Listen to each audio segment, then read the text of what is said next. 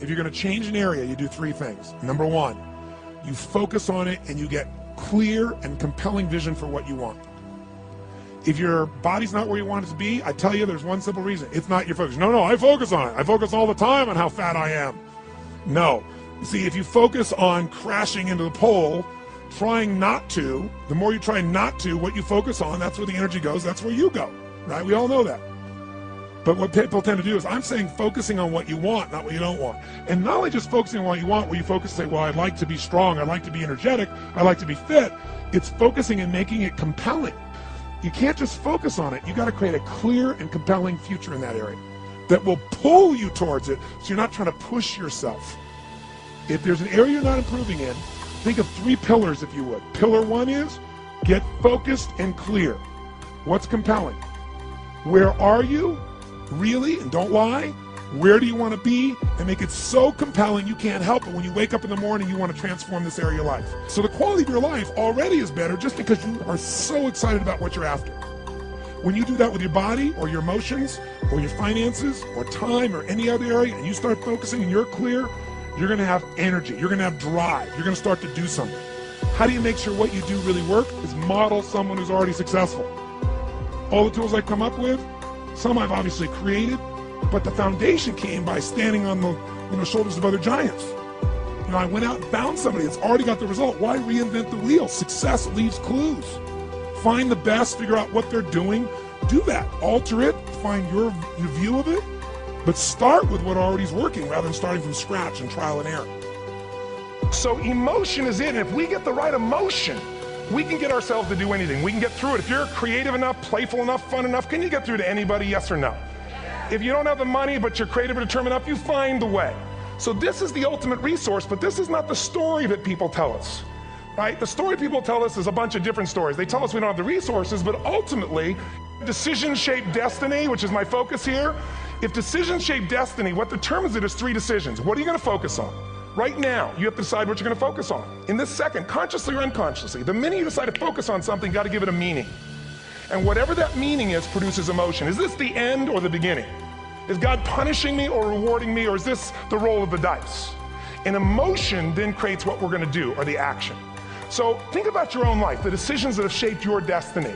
And that sounds really heavy, but in the last 5 or 10 years, 15 years, haven't there been some decisions you've made that if you made a different decision, your life would be completely different? So the bottom line is, maybe it was where to go to work and you met the love of your life there. Maybe it was a career decision. I know the Google geniuses I saw here.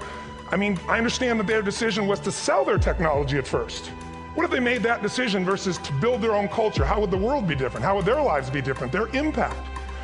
The history of our world is these decisions. When a woman stands up and says, no, I won't go to the back of the bus, she didn't just affect her life. That decision shaped our culture. Or someone standing in front of a tank. Psychological strength.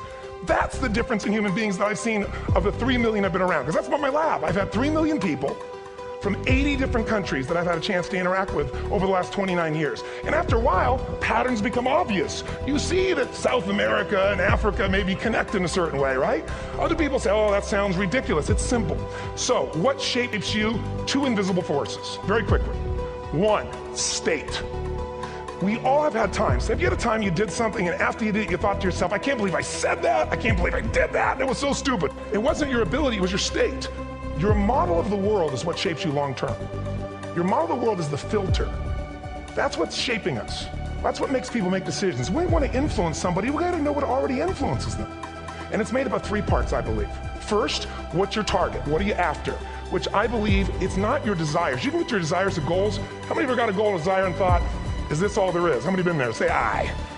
So it's needs we have. I believe there are 6 human needs. Second, once you know what the target that's driving you is, and you uncover it for the truth, you don't form it, you uncover it. Then you find out what's your map, what's the belief systems that are telling you how to get those needs. Some people think the way to get those needs is destroy the world, some people is to build something, create something, love someone.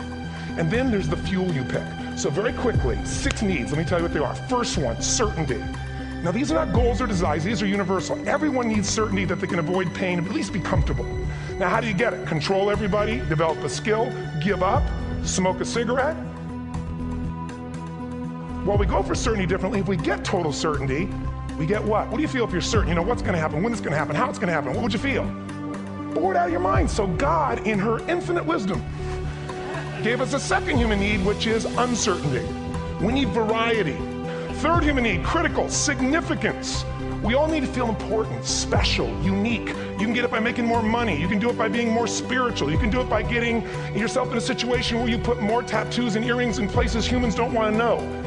Whatever it takes. The fastest way to do this, if you have no background, no culture, and no belief in resources or resourcefulness, is violence. If I put a gun to your head and I live in the hood, instantly I'm significant. 0 to 10, how high? 10. How certain am I you're going to respond to me? 10. Here's what we really need. Connection and love, fourth need. We all want it. Most people settle for connection because love's too scary. Now these first four needs, every human finds a way to meet. Even if you lie to yourself, even if you have split personalities. But the last two needs, the first four needs are called the needs of the personality, is what I call them. The last two are the needs of the spirit. And this is where fulfillment comes. You won't get fulfillment from the first four. You'll figure a way, smoke, drink, do whatever, meet the first four. But the last two, number 5, you must grow. We all know the answer here. If you don't grow, you what?